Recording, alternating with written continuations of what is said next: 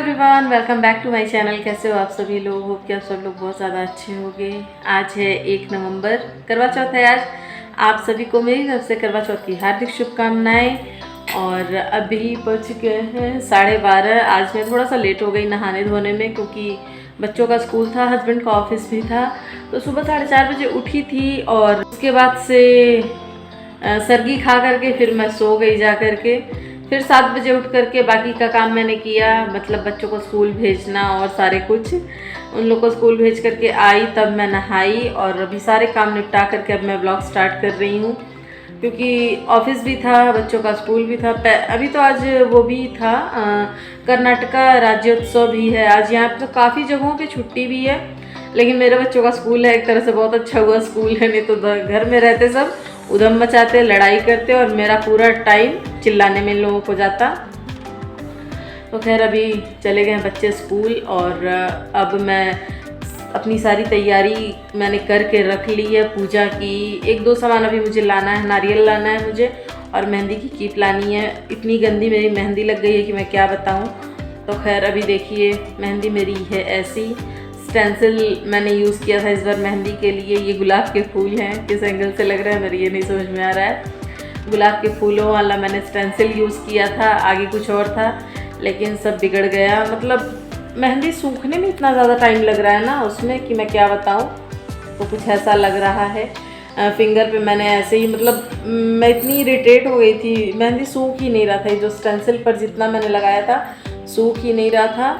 तो मैंने ऐसे ही उल्टे हाथ में, मतलब लेफ़्ट हैंड से मैंने ये राइट हैंड में कुछ इस तरह से ही बस फिंगर्स पे मैंने लगाया। बाकी ये स्टेंसिल मैंने यूज़ किया है। तो अगर आप स्टेंसिल लेना चाह रहे हो तो आपको मेहंदी भी ज़्यादा आपकी लगेगी, दूसरी बात आपका टाइम भी उसमें ज़्यादा लगेगा। तो आप अपना सोच समझ के लेना अगर ऐसा कुछ लेना चाह रहे हो तो। हाँ, जो चाइना वाली मेहंदी आती है, चाइनीज़ मेहंदी, उसको अगर आप उस पर यूज़ करो तो वो ठीक है, लेकिन उसका कलर मुझे पसंद नहीं है, तो इस वजह से मैंने यही लगाया।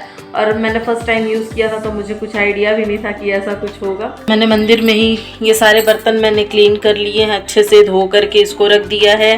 यहाँ पे मैं फ्रूट्स ला करके मैंने रखे हैं, फूल है इसमें मिठाई, फेनियाँ, जो कुछ भी चढ़ता है वो सब है। बस नारियल लाना है मुझे। और यहाँ पर है मेरा सारा सामान। 1 मिनट।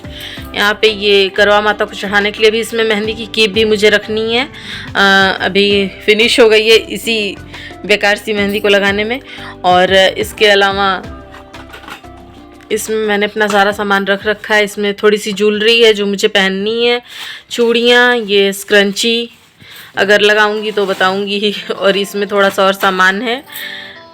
इसके अलावा इसमें है मेरा सारा मेकअप और ये है साड़ी, ब्लाउज़, ये सारा कुछ। और इधर में ध्यान दीजिए, ग्रॉसरी लेकर के तो आ गई हूँ मैं, लेकिन अभी मुझे लगाने का टाइम नहीं मिला है, क्योंकि 2-3 दिन पहले ही आई थी, लेकिन थोड़ा बहुत काम भी था घर में भी, इन्हीं सब वजह से। और बच्चों का स्कूल का होमवर्क भी बहुत ज़्यादा मिल गया था, तो उस वजह से नहीं कर पाई। अब इसको कल परसों में लगाऊंगी। अभी ये ऐसे ही पड़ा रहेगा 1-2 दिन और, अभी ऐसे ही पड़ा रहेगा। और दूसरी बात, ये दिवाली भी आ रही है तो मुझे सारे डब्बे वॉश भी करने हैं, इसीलिए मैंने सोचा है कि सारे वॉश कर लूँगी तब एक साथ उसमें भरूँगी। इसीलिए ऐसे ही नीचे रखो ना तो फिर दिक्कत हो जा रही है, बच्चे छिड़ते हैं, इसीलिए मैंने इसको यहाँ पे ऐसे ही बैग में रख रखा है सारा कुछ। सारे में ग्रॉसरी है, बस एक बैग में कपड़े हैं जो मैं लेकर के गई थी अभी कुछ दिन पहले वहाँ पे। मैं मिल रही हूँ सीधे आपसे शाम को तैयार होने के बाद। अभी बज गए हैं 5:30 और मैं रेडी हो गई हूँ। पीछे बहुत ज़्यादा मैस हो रखा है, कितना भी सिस्टमेटिक ढंग से कुछ करना चाहो लेकिन वो हो जाता है। तो ये है मेरी साड़ी और ये हैं चूड़ियाँ जो कि मैंने आपके साथ शेयर करी थी। सब कुछ मैंने वही पहना है, कुछ भी अलग नहीं है। बस मांगटी का मन था पहनने का, लेकिन फिर मैंने स्किप कर दिया, ख्याल ही मन नहीं हो रहा पहनने का। तो बस ये है मेरा सिंपल सा लुक। बहुत ज़्यादा कुछ मैंने किया ही नहीं है इस बार। हल्का सा ग्रीन आई शेडो के ऊपर हाइलाइटर लगाया है मैंने और सिंपल सी ज्वेलरी, सिंपल सा मेकअप। बस लिपस्टिक मैंने डार्क रखी है क्योंकि ग्रीन के साथ रेड का कॉम्बिनेशन बहुत ही अच्छा जाता है। मेहंदी इग्नोर कीजिएगा, मेरी बहुत गंदी लगी है कुछ नहीं कर सकते।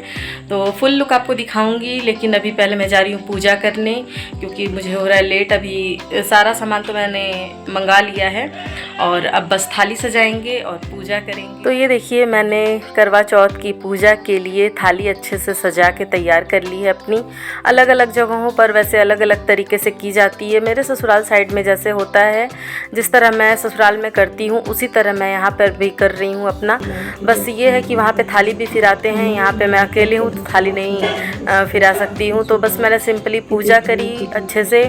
उसके बाद से मेरे पास ये किताब हमेशा मैं रखती हूँ अपने पास, करवा चौथ व्रत कथा की किताब। वहाँ पे क्या होता है, कोई एक पढ़ते हैं और सारे लोग बैठ के सुनते हैं। 8-10 जितनी भी लेडीज़ रहती हैं सब लोग वहाँ बैठ के सुनती हैं। तो करीब आधे घंटे तक मुझे लग गए थे पूजा करने में, क्योंकि थोड़ा विधिवत पूजा होती है करवा चौथ की। तो और यूपी साइड में क्या होता है कि रात में ही पूजा होती है। वहाँ पे चावल के आटे का फरा वगैरह सब कुछ बनता है। और मेरे मायके में भी ऐसे ही होता है, पर मैं जैसे ससुराल में मेरे होता है मैं उस तरह करती हूँ। तो खैर देखिए, पूजा करने के बाद मैं तुरंत आई किचन में, और एक तरफ मैंने रखी खीर, एक छोले मैंने पहले ही उबाल लिए थे। एक तरफ मैं छोले बना रही थी और एक तरफ खीर। मैंने सोचा था मशरूम भी बनाने के लिए, लेकिन मशरूम के लिए मटर मैं लाना भूल गई थी और फिर मेरी हिम्मत नहीं थी कि मैं दोबारा जा कर के ले आऊँ। इसलिए छोले मैंने पहले ही भिगाए थे, एक ऑप्शन रखा था। तो बस मैं छोले ही बना रही हूँ। वैसे भी बहुत ज़्यादा कुछ नहीं हमारे यहाँ बनता है। यूपी साइड में काफ़ी कुछ बनता है, दाल भरी, पूरियाँ, इसके अलावा चावल का फरा, खीर, मतलब अपने ऊपर है जितना कुछ बनाओ। तो हमारे साइड में ऐसे ही बनता है, या तो फिर हम लोग कभी कभी तो बाहर ही चले जाते थे खाने। जब ससुराल में मैं रहती थी तब की बात बता रही हूँ आपको। तो खैर देखिए, ये खीर और छोले बनाने के बाद मैंने पूरा किचन एक बार फिर से क्लीन किया, आटा वगैरह गूंद करके सारे बर्तन वॉश किए। लास्ट में पूरियों को फ्राई किया। बन गई गर्मा गर्म पूरियाँ। ये है मस्त सी खीर और ये रहे छोले।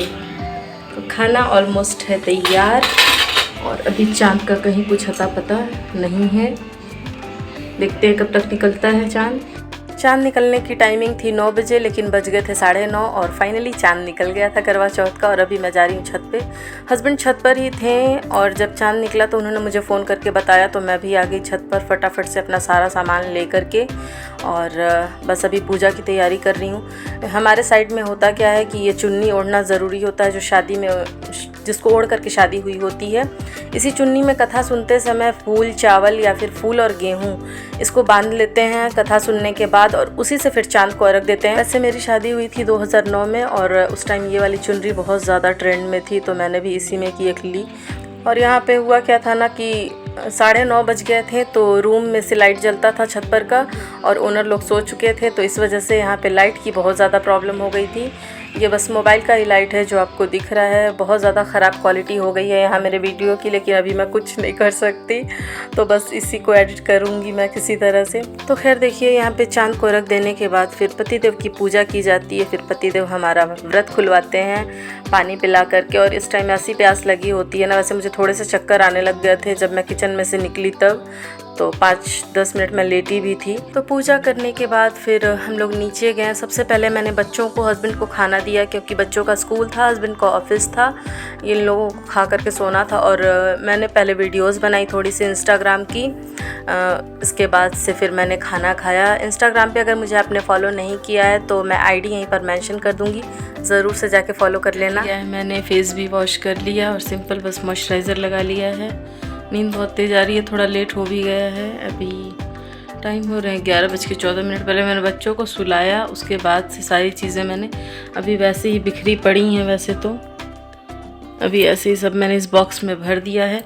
बस मैंने साड़ी वहाँ पे तय करके हैंगर में लगा दिया है, ताकि साड़ी मतलब बहुत ज़्यादा इधर उधर फिर होने लगता है इसलिए। और दक्षिता को कुछ ज़्यादा ही है मतलब शौक साड़ियों का, आ जाएगी तो ऐसे ही लपेटना शुरू कर देगी, दुपट्टे तो लपेटती ही है।